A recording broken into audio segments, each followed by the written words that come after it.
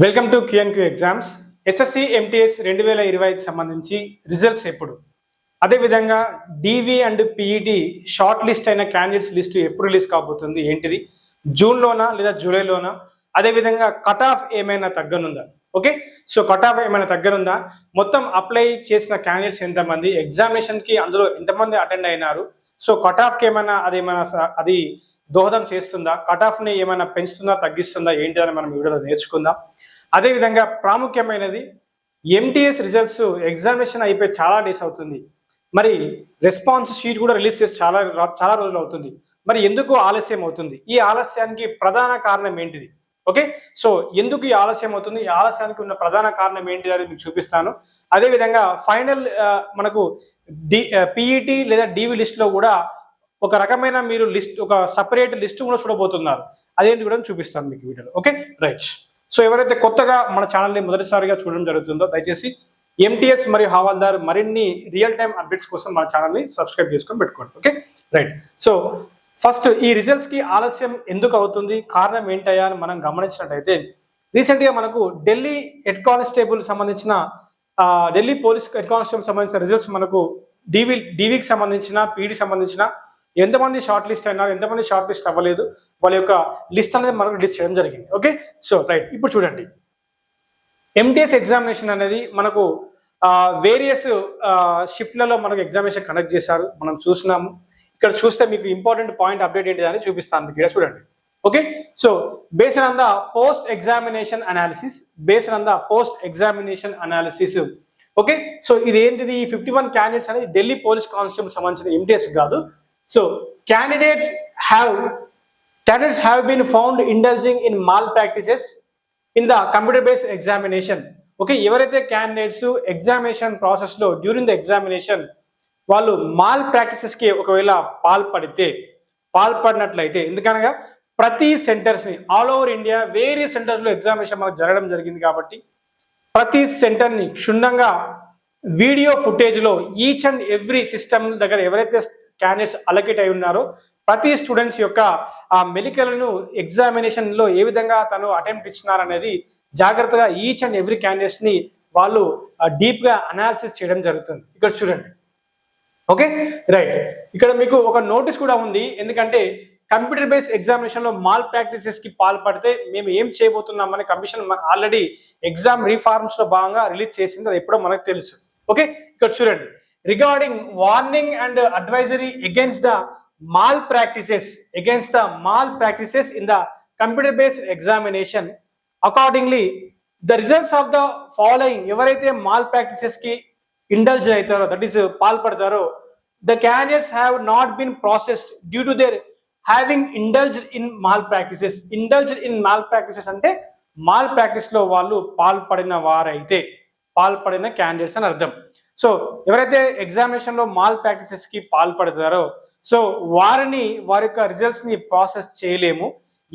ఎవరైతే mall practices పాల్పడుతున్నారో వారి యొక్క లిస్ట్ కూడా సపరేట్ రిలీజ్ చేస్తాము అనేది ఏదైతే నోటీస్ ఆఫ్ ది కమిషన్ యొక్క mall practices in computer based examination SSC notice ఏదైతే ఉందో అగేన్స్ట్ మాల్ ప్రాక్టీసెస్, ఆ నోటీస్ గురించి క్లారిటీగా ఇక్కడ మెన్షన్ చేసినారు.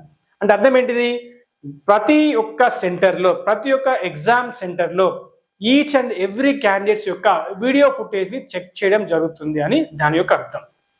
ఓకే, సో మనము ఎగ్జామినేషన్లో కూడా మనకు ఆల్రెడీ ఆడ మనకు సిస్టమ్ ముందే ఒక కెమెరా కూడా అమర్చడం కూడా జరిగింది, అది కూడా మీరు ఎగ్జామినేషన్లో చూసి ఉంటారు. ఓకే, అది కూడా ఒక పాయింటే. ఓకే, నెక్స్ట్ అయితే ఈ ఫైనల్ స్కోర్ కార్డు, మరి ఈ ఫైనల్ స్కోర్ కార్డ్ ఎలా వస్తుంది? Once PET DV short list candidates list, that is results release చేసిన తర్వాత మరి ఇందులో ఎంతమంది క్వాలిఫై అయినారు, ఎంతమంది క్వాలిఫై అవ్వలేదు, అదేవిధంగా ఎంతమంది విత్హెల్డ్, దట్ మీన్స్ ఎవరైతే మాల్ ప్రాక్టీసెస్ పడ్డారో వారికి సంబంధించిన సపరేట్ లిస్ట్ కూడా వాళ్ళు రిలీజ్ చేస్తారు. ఓకే, సో ఇక్కడ మీకు డివికి పీఈటీకి షార్ట్ లిస్ట్ అయిన క్యాండిడేట్స్ లిస్ట్ సపరేట్ గా, ఓకే, అగేన్స్ట్ ఎంటీఎస్, అదేవిధంగా హవాల్దార్.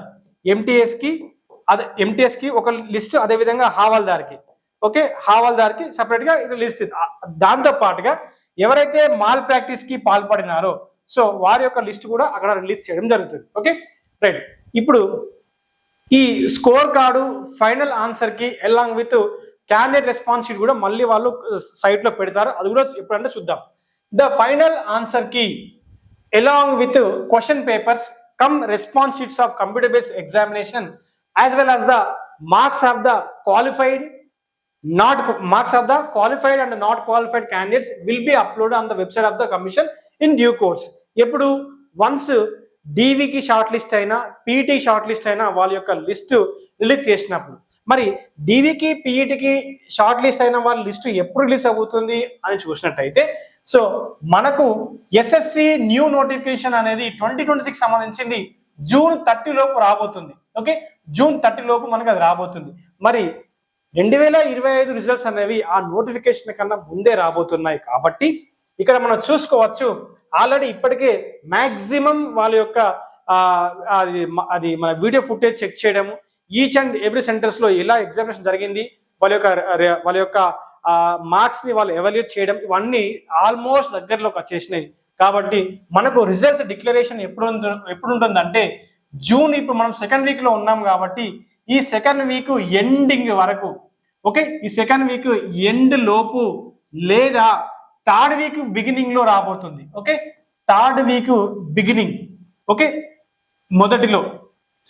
థర్డ్ వీక్ మొదటిలో రాబోతుంది. మొదట్లో బిగినింగ్ అని అనుకోవచ్చు. Okay, so June second week already ఈరోజు 9వ తారీఖు, మనకు జూన్ సెకండ్ వీక్ ఎండింగ్ లో లేదా June third, okay, third week యొక్క ఫస్ట్ డేస్లలో ఇన్ ద బిగినింగ్ డేస్లలో మనకు ఎగ్జామినేషన్ సంబంధించిన మీకు ఎవరైతే డీవీకి, ఓకే, సో డీవీకి అదే విధంగా పీఈటీకి షార్ట్ లిస్ట్ అయితే ఎవరైతే ఉన్నారో వారి యొక్క లిస్ట్ అనేది మనకు అక్కడ జూన్ సెకండ్ వీక్ ఎండింగ్ లోపు లేదా June third week beginning days లో మనకు రిలీజ్ కాబోతుంది. అయితే మరి ఈ డీవీకి పీఈటీకి ఏ విధంగా షార్ట్ లిస్ట్ చేస్తారు, అదే విధంగా కట్ ఆఫ్ ఏమైనా తగ్గనుందా అది కూడా చూద్దాం. ఓకే, డీవీకి పీఈటీకి ఎలా షార్ట్ లిస్ట్ చేస్తారనేది చూద్దాం. సో మీరు చాలా మంది ఇప్పుడు మీరు చూసుకొని ఉంటారు, మీకు వచ్చిన మార్క్స్ అనేది దట్ ఈస్ రా score. Okay, clearly I'm saying that is రా స్కోర్, రా మార్కులు వచ్చినాయి మీకు. ఇప్పుడు చాలా మంది మీరు చెక్ చేసుకుంటారు, ఒక క్వశ్చన్ కరెక్ట్ అయితే ఓన్లీ సెషన్ 2 మాత్రమే చెక్ చేయాలి, సెషన్ 1 క్వాలిఫై అవ్వాలి. ఓకే, సెషన్ 1 అనేది క్వాలిఫై అవ్వాలి. ఇప్పుడు మనకు ఫైనల్ స్కోర్ అనేది ఎక్కడ ఉంటుంది, సెషన్ 2 లో ఉంటుంది. సెషన్ 2 లో మనకు ఎన్ని క్వశ్చన్స్ ఉన్నాయి, ఇంగ్లీష్ 25, జీకే 20, మొత్తం 50 క్వశ్చన్లు. 1 3 చెప్పిన కాబట్టి మనకు, ఓకే, ఒక మార్క్ కి మనకు 3 చొప్పున అంటే 150 మార్క్స్ మనకు ఉంది. ఓకే, ఈ 150 మార్క్స్ ఈ 150 మార్క్స్ కి మనకు షార్ట్ లిస్ట్ చేయడం జరుగుతుంది. ఎలా అంటే based on not your raw marks, based on your normalization marks, based on your normalized marks. అది ఇక్కడ చూడొచ్చు మీరు. Okay, the computer based examination conducted in multiple shifts, hence marks scored. Okay, as already we knew that examination అనేది multiple షిఫ్ట్లలో జరిగినది. Okay, multiple షిఫ్ట్లలో జరిగినది already. Okay, so the marks scored by the candidates, okay, have been normalized. Okay, have been normalized. మళ్ళీ నేను ఇక్కడ highlight చేస్తాను, చూసుకోండి, have been normalized. Okay, normalize ఖచ్చితంగా నార్మలైజ్ చేస్తారు. మీ యొక్క రా స్కోర్ తోని మీరు దయచేసి డిమోటివేట్ అవ్వకండి. నార్మలైజేషన్ రాబోతుంది అండ్ కట్ ఆఫ్ కూడా తగ్గనుంది. ఎందుకంటే మీరు ఆల్రెడీ సిసిఏ ప్రిఫరెన్స్ ఇచ్చినారు. సిసిఏ ప్రిఫరెన్స్, ఈ సిసిఏ ప్రిఫరెన్స్ అయ్యి ఏంటయ్యా అంటే, ఓకే, క్యాడర్ కంట్రోలింగ్ అథారిటీ అంటాం. Cadre controlling authority simply is nothing but states లేదా యూనియన్ టెరిటరీస్.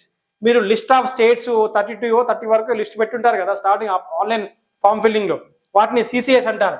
ఓకే, ఒక్కొక్క సిసిఏలో depends on the availability of the post, depends on the availability of the post according to the various social community. Okay, దాని ప్రకారం మనకు short listing, normalisation అంతా జరిగిపోతుంది. Okay, దయచేసి అది కూడా మీరు గమనించాల్సిన అవసరం ఎంతగానో ఉంది. ఓకే, చూడండి, normalization. Okay, so normalized marks of the candidates have been used. Okay, have been used for processing the results to shortlist, for processing the results to shortlist the candidates for the next stage of the examination, that is DV, document verification or PET. Okay, PET ఎవరికి ఉంటుంది, హవాల్దార్ ఉంటుంది. చాలా మంది కొంతమంది మిత్రులు MTS కి opt చేసుకున్నారు, అదే విధంగా పీఈటీ కూడా హవాల్దార్ కూడా ఆప్ చేసుకున్నారు.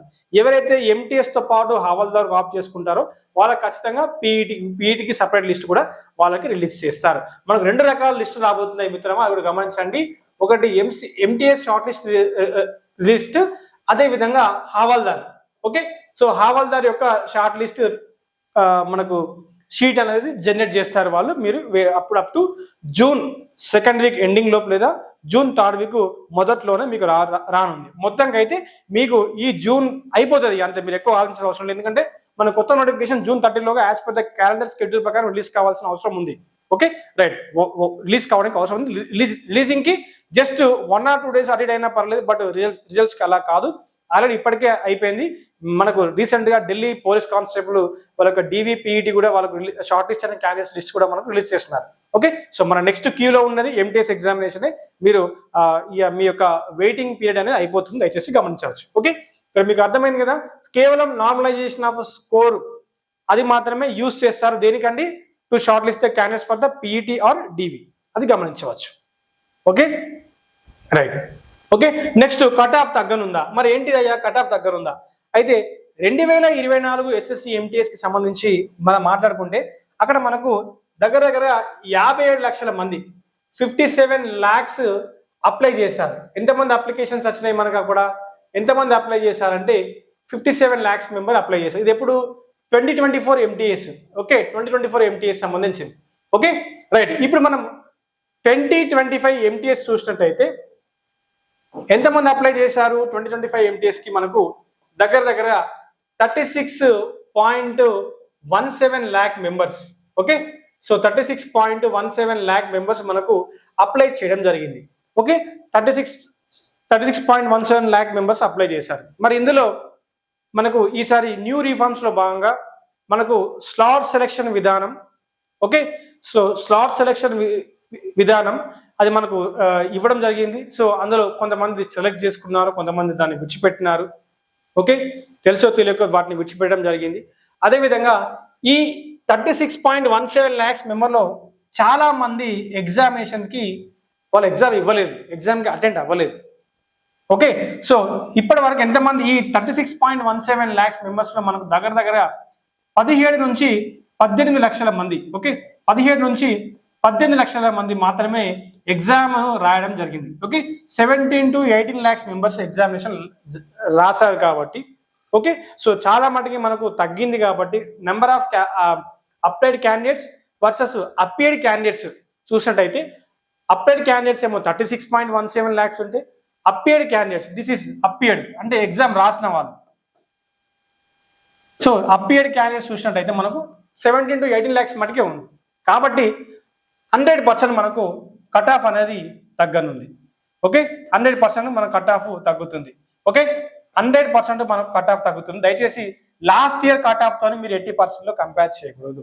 ఓకే, ఈసారి డిఫరెంట్ గా ఉంది. లాస్ట్ ఇయర్ కట్ ఆఫ్ తో మీరు కంపేర్ చేయకూడదు. సో ఈసారి ఎగ్జామినేషన్ ప్యాటర్న్ కూడా కొంచెం అటు ఇటు అయింది, అది మనం చూసి ఉన్నాము, మనం రాసి ఉన్నాము. అదేవిధంగా సో ఇంగ్లీష్ ఈజీగానే ఉంది, ఆల్మోస్ట్ మంచిగానే ఉంది, రాయగలిగారు, ఎక్కువ పెట్టగలిగినారు. జిఎస్ మటుకి చాలా మంది ఇబ్బంది పెట్టింది, అది మనకు తెలిసిన విషయమే. ఓకే, టెన్షన్ పడాల్సిన అవసరం లేదు. 100% కట్ ఆఫ్ అనేది మనకు తగ్గుతుంది. ఓకే, 100% మనకు కట్ ఆఫ్ తగ్గుతుంది. సో చాలా మందికి ఎంటీఎస్ అయినా ఎవరైతే MTS as well as Havaldar opt చేసుకున్నారో ఎంటీఎస్ మిస్ అయినా హవాల్దార్ కూడా వచ్చే ఛాన్సెస్ ఎక్కువగా ఉంది. ఇది అర్థం చేసుకోండి. సో మంచి జాబ్ ఇది, ఎంటీఎస్ చాలా మంచి జాబ్. ఓకే, మనం ఆల్రెడీ చాలా వీడియోస్లో కూడా చెప్పినాము, మంచి జాబ్. సో టెన్షన్ పడాల్సిన అవసరం లేదు, కట్ ఆఫ్ అయితే తగ్గనుంది 100%. ఓకే, మరి రిజల్ట్స్ కూడా మనం ఇందాక June, okay, so June 2nd week end లేదా థర్డ్ వీక్ ఫస్ట్ డేస్లో, థర్డ్ వీక్ బిగినింగ్లో, ఓకే, థర్డ్ వీక్ బిగినింగ్లో మనకు రాబోతుంది. ఇది దయచేసి క్యాండిడేట్స్ అర్థం చేసుకోండి. Okay right, this is information. So ఎవరైతే మా ఛానల్ని మొదటిసారిగా చూడడం జరుగుతుందో దయచేసి ఛానల్ని సబ్స్క్రైబ్ చేసుకొని పెట్టుకోండి. అండ్ మరి మాల్ ప్రాక్టీస్ పాల్పడిన వాళ్ళు సపరేట్గా వస్తుంది కదా, మరి వాళ్ళ పరిస్థితి ఏంటంటే వాళ్ళు మరలా కమిషన్కి లేదా కన్సర్న్ రీజనల్ ఆఫీస్కి వాళ్ళ యొక్క రిప్రజెంటేషన్ కూడా ఇవ్వచ్చు. ఆ ప్రొవిజన్ కూడా ఉంది, టెన్షన్ పడాల్సిన అవసరం లేదు, వాళ్ళకు ఆ ప్రొవిజన్ కూడా ఉంది. ఓకే, సో దయచేసి ఈ ఆలస్యానికి ప్రధాన కారణము అదే. ఓకే, ఆ వీడియో ఫుటేజ్ చెక్ చేయడం జరుగుతుంది. అందుకే అంత డిలే అయింది. ఇది దీని యొక్క సారాంశం. ఓకే, ఇవాళ వీడియో యొక్క సారాంశం. ఓకేనా, రైట్. సో కట్ ఆఫ్ కూడా తగ్గనుంది అండ్ రిజల్ట్స్ అనేవి మనకు పీఈటీ డివి అదేవిధంగా పీఈటీకి షార్ట్ లిస్ట్ అనే వాళ్ళ షార్ట్ లిస్ట్ మనకు జూన్ 2nd వీక్ లేదా మనకు 3rd వీక్ బిగినింగ్లో రానింది. Okay, thank you very much. ఎవరైతే మన ఛానల్ మొదటిసారిగా చూడడం జరుగుతుందో ఛానల్ సబ్స్క్రైబ్ చేసుకొని పెట్టుకోండి. అండ్ నెక్స్ట్ వీడియోలో మనం ఇంపార్టెంట్ డాక్యుమెంట్స్, ఓకే, డీవీకి అదేవిధంగా పీఈటీకి వెళ్తున్న వారు సో సేకరించుకోవాల్సిన ఇంపార్టెంట్ డాక్యుమెంట్స్ ఏంటిది, మీరు ఆన్లైన్లో అప్లికేషన్ పెట్టేటప్పుడు ఎటువంటి డాక్యుమెంట్స్ ఇస్తున్నారు, మనము ఆ సెంటర్కి అదే వెరిఫికేషన్కి ఎలాంటి డాక్యుమెంట్స్ మనం తీసుకెళ్ళాలి ఏంటి అనేది మనం నెక్స్ట్ కమింగ్ వీడియోలో చేయడానికి ప్రయత్నం చేస్తాం. So up to stay with Q&Q exams. Thank you very much. Subscribe చేయండి అండ్ లైక్ చేయండి, కుదిరితే మీ మిత్రులకి షేర్ చేయండి.